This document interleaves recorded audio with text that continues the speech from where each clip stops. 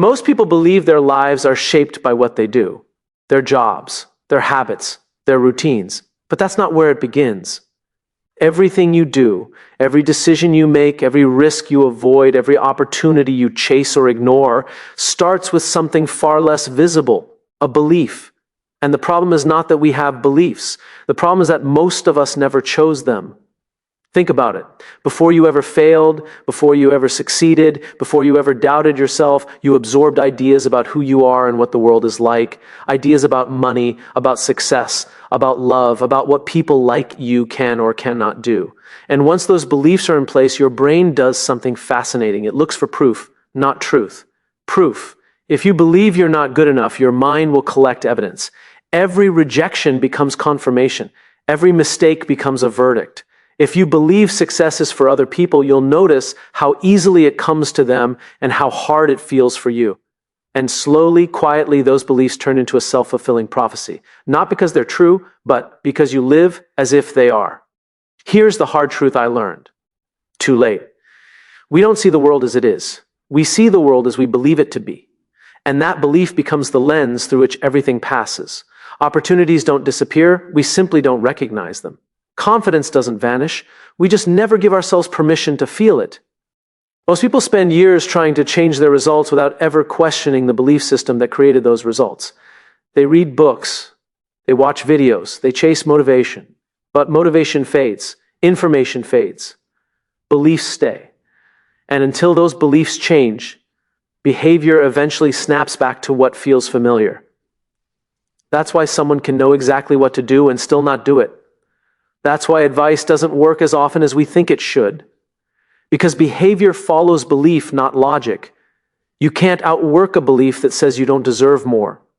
You can't hustle your way past a mindset that's trying to keep you safe, small, and predictable. Your brain's primary job is not to make you successful, it's to keep you alive. And familiar feels safe, even when familiar is painful, even when familiar is limiting. So when you try to grow, when you try to step into something new, your brain resists, not because you're weak, not because you lack discipline, but because growth threatens the identity you've been living with for years. That's why change feels uncomfortable. That discomfort is not a signal to stop. It's a signal that you're challenging a belief that has quietly been in control. For 30 years, I thought confidence was something you either had or didn't have. I believed clarity came after success. I believed people who moved boldly were simply built differently. But none of that was true. What I was really saying was this: I don't believe I'm allowed to start before I feel ready. And that belief shaped everything. It shaped the risks I didn't take, the conversations I avoided, the version of myself I postponed becoming. The moment everything began to change was not when I worked harder. It was when I asked a different question. Not what should I do, but why do I believe I can't? That question is uncomfortable because it removes excuses. It forces responsibility. It forces honesty. And honesty is where rewiring begins. Beliefs are not facts. They are stories we've repeated long enough that they feel like facts. And the good news is this: stories can be rewritten, but only when we're brave enough to notice them. You don't rewire your mind by shouting affirmations in the mirror while secretly doubting them. You rewire your mind by catching the thought that says, "This won't work for me," and asking, "Says who?"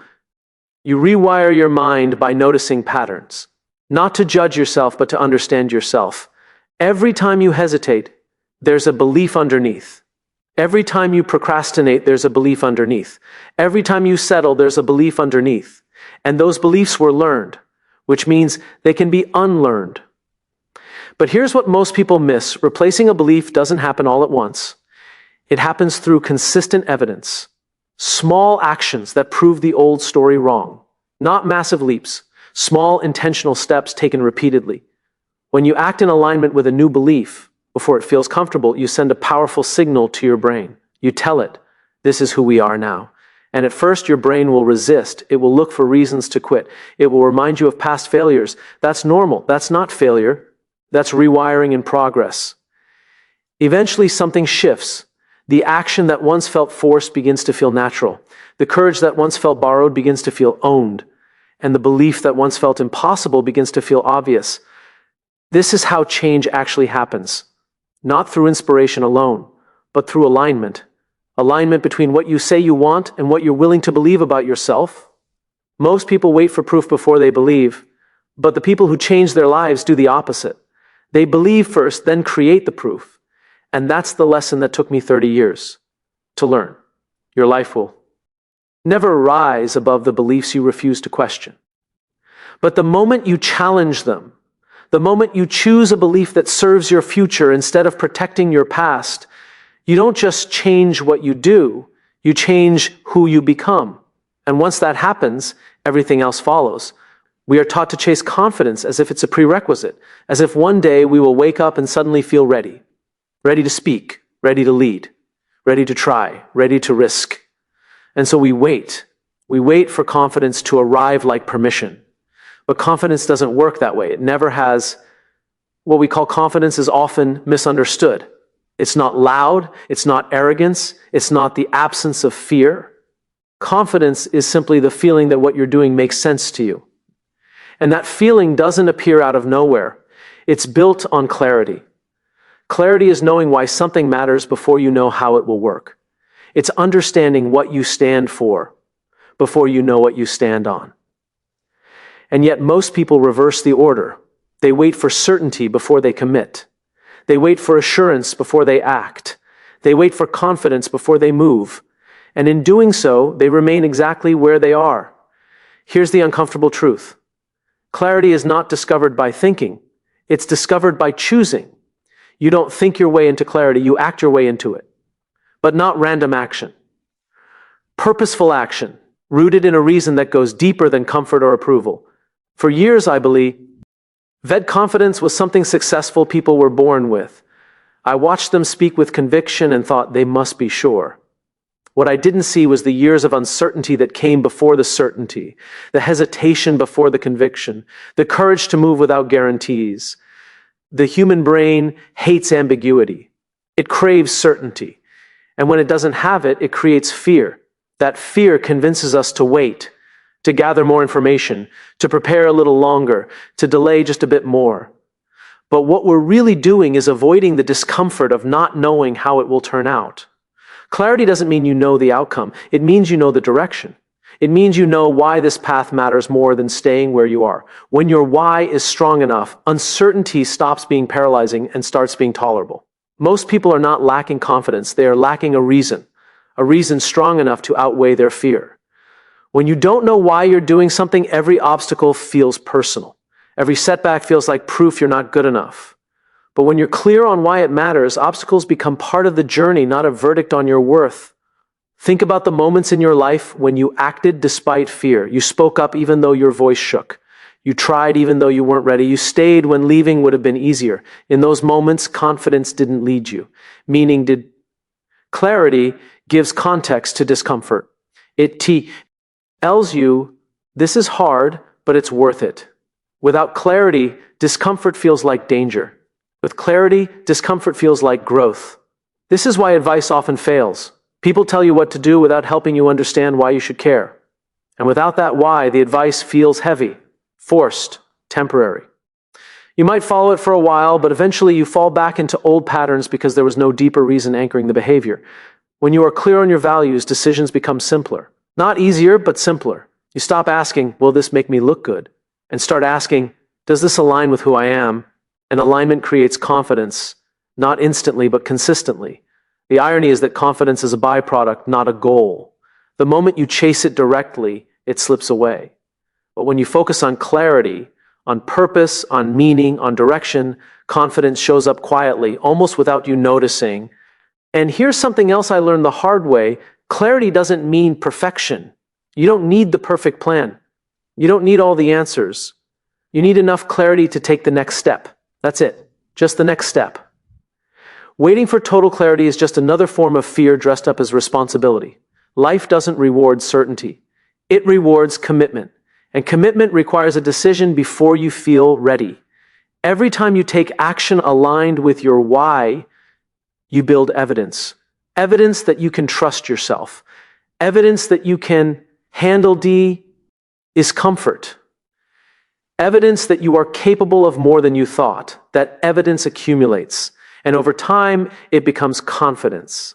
This is how confidence is built, not through affirmations, not through pretending, not through waiting, but through action fueled by meaning. If you want to rewire your mind, stop asking, how can I be more confident? Start asking, why does this matter to me? Because when the why is clear, the fear doesn't disappear, but it loses its power. You don't need confidence to begin. You need clarity. Confidence will meet you on the way. And once you understand that, you stop waiting for permission. You stop postponing your life. You stop outsourcing belief to circumstances. You realize that clarity is a choice to move forward even when the path isn't fully lit. That choice changes everything. We talk a lot about discipline as if it's a personality trait, as if some people are born with it and others are simply not. We admire it from a distance. We envy it in others, and we punish ourselves for not having enough of it. But discipline is not about forcing yourself to do things you hate. And it's definitely not about willpower. Willpower is unreliable. It fades when you're tired, stressed, or discouraged. If discipline depended on willpower alone, no one would change for long. What actually sustains discipline is identity. Every action you take is a vote for the kind of person you believe you are. When your behavior is aligned with your identity, discipline feels natural. When it's not, it feels like constant resistance. This is why some habits stick effortlessly while others feel like daily battles. It's not the habit that's the problem.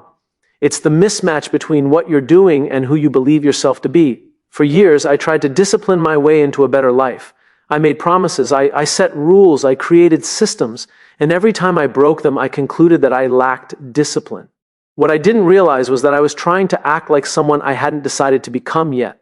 If deep down you still see yourself as someone who quits, someone who procrastinates, someone who plays small, no productivity hack will save you. Because your brain will always pull you back to the identity it recognizes. Not because it wants to sabotage you, but because consistency feels safe. This is why change feels exhausting at first. You're not just changing behavior, you're challenging an identity. And identities don't like to be threatened. When you try to build a new habit, your mind whispers things like, this isn't you, or you failed before, or why bother? That voice is not weakness. It's familiarity fighting to survive. Discipline becomes sustainable only when you stop asking, what do I need to do? And start asking, who do I need to become? Because once that question is answered, the actions become obvious. Think about someone who identifies as a leader. They don't need motivation to prepare, to list, to show up. Those behaviors reinforce who they believe they are. The same is true for someone who identifies as healthy, reliable, creative, or resilient. The identity drives the behavior, not the other way around. Most people try to build habits by relying on external pressure, deadlines, rewards, fear of consequences. And while those things can work temporarily, they don't last. The moment the pressure is gone, the behavior disappears. But when the behavior is tied to identity, it continues even when no one is watching. Here's the shift that changed everything for me. Stop negotiating with yourself.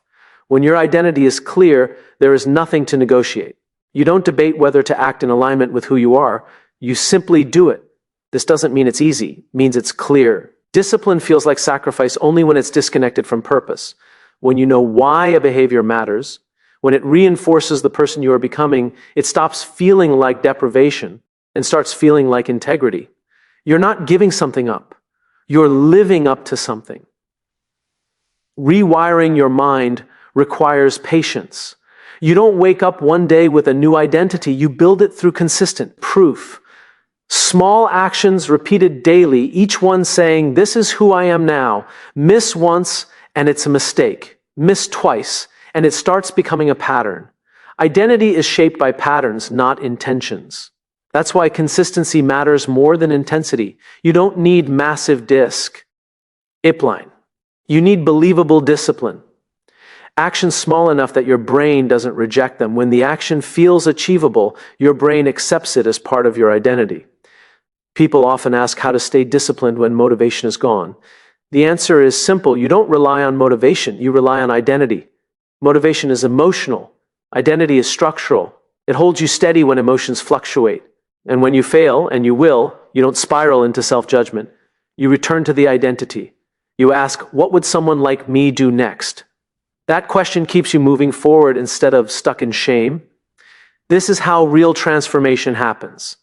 Not through punishment, not through pressure, but through alignment. When discipline aligns with identity, self-respect grows. And self-respect is one of the most powerful forces for change. You stop breaking promises to yourself because breaking them would mean betraying who you believe you are. That's the lesson that took me decades to learn. Discipline isn't about controlling yourself. It's about committing to who you are becoming. Once you understand that, discipline stops feeling like a struggle. It becomes a statement. And that statement, repeated daily, rewires everything. Most people don't fail because they aim too high. They fail because they're chasing a finish line that was never theirs to begin with. A definition of success borrowed from parents, society, social media, or a culture that rewards appearing. More than alignment. And the danger isn't that these definitions are wrong. The danger is that they're unexamined. From a very young age, we are taught what winning is supposed to look like. The right job, the right income, the right timeline, the right lifestyle. And without realizing it, we begin organizing our lives around someone else's expectations. We call it ambition, we call it responsibility. But often it's just conformity wearing a sophisticated mask. Here's what I learned the hard way. Burnout doesn't come from doing too much. It comes from doing too much of what doesn't matter to you. You can work long hours and feel energized if the work aligns with your values, and you can work short hours and feel exhausted if it doesn't. Energy is not about time. It's about meaning. When you live someone else's definition of success, everything feels heavier. Achievements feel hollow. Progress feels pressured. And no matter how much you accomplish, there's a quiet dissatisfaction that refuses to leave. Not because you're ungrateful, but because your soul knows the truth before your mind is ready to admit it. Comparison thrives in environments where success is externally defined. The moment you adopt a borrowed scorecard, you start measuring yourself against others. Their pace, their milestones, their outcomes, and comparison is a game you can never win, because there will always be someone ahead of you on a path you didn't choose. The irony is that many people who are successful are quietly miserable. They did everything right, followed the rules, met the expectations, and still feel lost. Not because they failed, but because they succeeded at the wrong thing. Redefining success is uncomfortable because it requires disappointing people. Sometimes the people you love, sometimes the people who supported you, sometimes the version of yourself that wanted approval more than authenticity. But clarity often comes with conflict. And growth often requires letting go of applause. When you define success for yourself, the pressure changes. It doesn't disappear, but it transforms. Instead of pressure to impress, you feel responsibility to live with integrity. Instead of chasing validation, you start chasing alignment, and alignment creates a kind of peace that achievement alone never can. This doesn't mean you stop striving. It means you strive with intention. You choose goals that reflect who you are, not who you're supposed to be. And once that happens, effort feels purposeful, not punishing.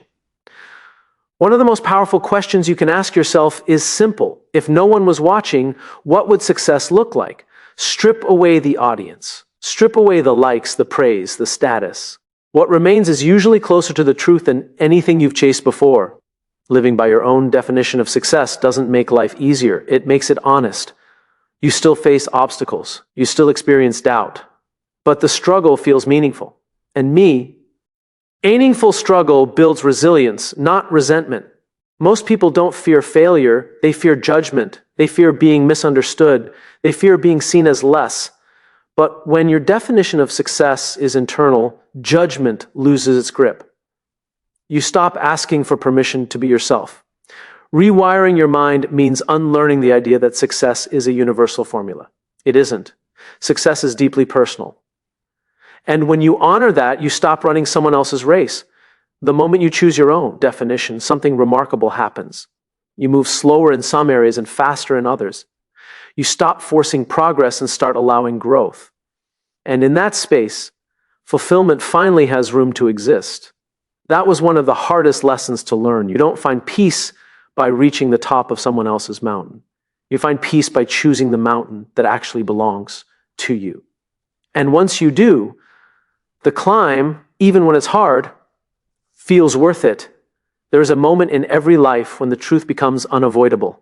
A moment when you realize that waiting has a cost, that hoping things will change is not the same as choosing to change. And that moment usually arrives quietly, not dramatically. It shows up as frustration, as repetition, as the feeling that you are capable of more but somehow stuck in the same place. Most people want change, but they don't want responsibility. Responsibility feels heavy. It feels unfair. It feels like admitting fault. So we look outward. We blame circumstances, timing, other people, systems. And while some of those things are real, focusing on them gives away the one thing that actually creates momentum: control. Here's the paradox. The moment you take full responsibility is the moment you gain freedom. Because responsibility is not about blame, it's about ownership. And ownership is power. For a long time, I believed responsibility meant criticizing myself for every mistake. I thought it meant carrying guilt. It didn't. What it really meant was stopping the habit of waiting for permission. Permission to start, permission to try, permission to be different. And the day I stopped waiting was the day my future began to change. We often confuse responsibility with harshness, but responsibility is actually compassionate. It says, this is my life and I am allowed to shape it. It removes the illusion that someone else is coming to fix things. And while that realization can feel overwhelming, it is also deeply liberating. When you don't take responsibility, you give your power to circumstances. You become reactive instead of intentional. Your mood depends on what happens to you instead of what you stand for. And over time, that erodes confidence because deep down, you know you're not in the driver's seat.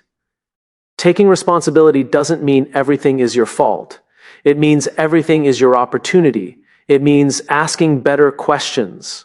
Not why did this happen to me, but what can I do next? That shift alone, rewires how your brain approaches problems. Most people wait for clarity before taking responsibility. But responsibility creates clarity. When you decide that your actions matter, your attention sharpens. You stop drifting. You start choosing. Responsibility also means accepting discomfort. Growth is uncomfortable. Ownership is uncomfortable. But discomfort is the price of progress. Avoiding it keeps you comfortable and stuck. Embracing it moves you forward. One of the hardest responsibilities to take is emotional responsibility. Understanding that how you react is always your choice. People can trigger you, but they cannot control you unless you allow them to. The moment you realize that, you stop outsourcing your peace. Another hard responsibility is letting go of excuses that once protected you. Excuses feel safe. They protect your ego. They give you a story that explains why you didn't act. But they also keep you small. When you drop the excuses, you gain honesty. And honesty is where growth begins. Rewiring your mind means learning to say, this may not be my fault, but it is my responsibility. That sentence changes everything. It shifts you from victim to participant, from waiting to creating. Responsibility builds trust with yourself. Every time you do what you said you would do, no matter how small, you reinforce the belief that you can rely on yourself. That trust compounds, and over time it becomes confidence. Most people want motivation. What they really need is self-trust. And self-trust is built through responsibility. There is no perfect moment to take responsibility. There is only now. The moment you decide that your future matters more than your excuses. The moment you choose action over explanation. The moment you stop negotiating with your potential. That's the lesson that took me 30 years to learn. No one is coming to save you. And that is not bad news. It's the best news you will ever hear. Because the same truth that removes your excuses gives you your power back. And once you accept that fully, you don't just change your circumstances, you change your direction. And that changes everything. If there is one truth that ties all of this together, it is this: your life does not change the moment you learn something new. It changes the moment you see yourself differently. The lessons that took 30 years to learn were never about tactics or shortcuts. They were about perspective, about understanding that the real work has always been internal. Every belief you hold shapes every decision you make. When those beliefs are unexamined, they cue. You quietly limit you. When they are questioned, they become tools instead of cages. Clarity replaces confusion when you stop waiting for confidence and start acting with purpose. Discipline becomes natural when it is rooted in identity, not pressure. And success finally feels fulfilling when it is defined by your values instead of someone else's expectations. Rewiring your mind is not about becoming a new person overnight. It is about returning to the person you were always capable of being, the one who takes responsibility instead of waiting, the one who chooses meaning over comfort, the one who understands that growth feels uncomfortable, not because something is wrong, but because something is changing. What makes these lessons powerful is not how inspiring they sound, but how practical they are when applied consistently. Small choices made daily shape identity. Honest self-reflection reshapes belief. And responsibility, taken fully, restores control. None of this requires perfection. It requires commitment. There will be moments when old patterns try to pull you back. That doesn't mean you're failing. It means you're becoming aware. Awareness is the first sign of rewiring. Each time you notice a limiting thought and choose differently, you weaken the old story and strengthen the new one. The goal is not a flawless life. The goal is an aligned one. A life where your actions reflect what you believe and what you believe supports who you want to become. When alignment reflects ES approval, peace replaces pressure. And when peace becomes your foundation, progress becomes sustainable. The most important lesson of all is this: you do not need permission to begin. You don't need confidence first. You don't need the perfect plan. You need a decision to take ownership, a decision to define success on your terms, a decision to act in alignment with your values even when it feels uncomfortable. 30 years of lessons can be summarized in one choice, whether you live by default or by design. Rewiring your mind is choosing design, choosing intention, choosing to lead your own life. And when you make that choice consistently and courageously, you don't just change how you think, you change what becomes possible.